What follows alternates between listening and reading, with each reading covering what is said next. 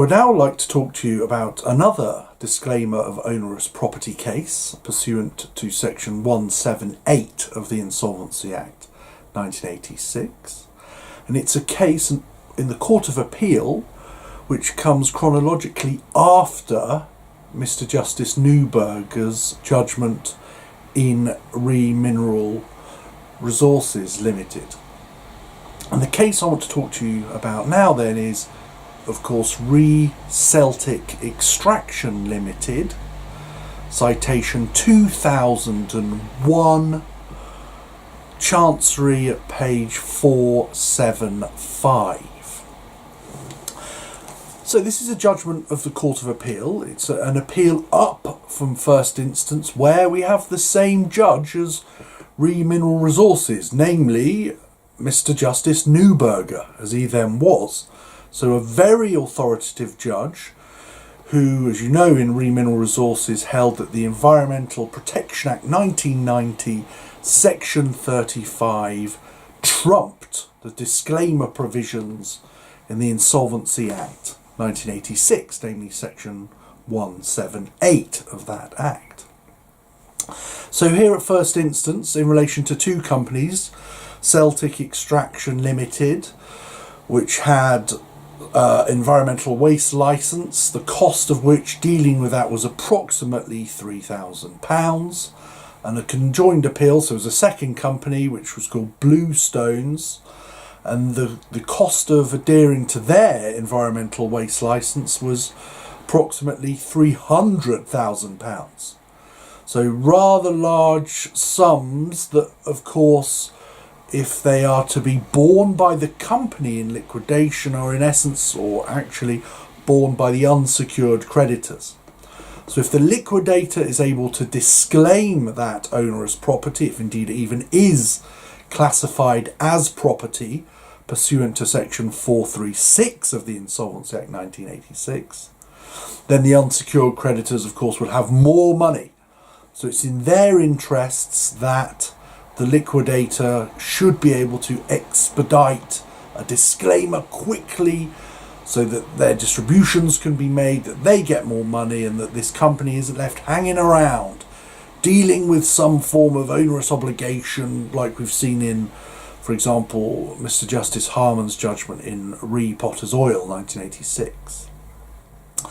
So, in essence then, as Lord Justice Morritt, the judge in this Court of Appeal case who gives the lead judgment, the main substantive judgment, says, what we're in essence dealing with here is an appeal on the Celtic Extraction and Bluestones facts, but also an appeal in substance on Neuberger's judgment in Re Mineral Resources Limited. So just to remind you about the tensions, if you haven't seen the previous video on that case, we have two tensions. One, the Environmental Protection Act section 35, where Neuberger says that, of course, that act wins out against its competitor because of the environmental interests, the broad interests that that act represents, as compared with, on the other hand, of course, section 178 of the Insolvency Act 1986 and the disclaimer provisions, where the various stakeholders in the company, of course, are concerned, and most notably the unsecured creditors. But largely speaking, he held that the concerns of this group here, the environment, should win out. The same question, in essence, then, comes before Lord Justice Morritt, who, of course, now is retired, living in Rokeby Park. You can actually go and visit that palatial mansion and have a look at the library. It's very interesting. Before he retired, though, of course, he was in the Court of Appeal. A very eminent Chancery practitioner, sometime Attorney General to the Prince of Wales, of course. So a very interesting clash between, of course, Lord Justice Morritt and Mr. Justice Neuberger, who, of course, becomes Lord Neuberger and our recently retired President of the Supreme Court of England and Wales. So really interesting judicial tensions. Because, of course, the Court of Appeal, and in particular the judgment of Lord Justice Morritt, Sir Andrew Morritt, overturns in part the judgment of Mr. Justice Neuberger, as he then was. Why? Well, because in essence, the Court of Appeal find that there is nothing in the later Act, so the Environmental Protection Act 1990 and Section 35, that says that property, if defined as one property and two onerous property, that it cannot be disclaimed pursuant to the provision in the earlier Act, namely Section 178 of the Insolvency Act 1986. And therefore, in concluding that, Lord Justice Morritt is saying, or remitting to a first instance judge, the question or idea that 178 can be used by a liquidator in the context of environmental protection licenses to disclaim that onerous property and that burden from the company, therefore allowing the liquidation to proceed speedily and for that value to be saved, protected for the unsecured creditors, where otherwise, of course, it would have to be used to placate, to adhere to whatever the terms of that environmental protection license were.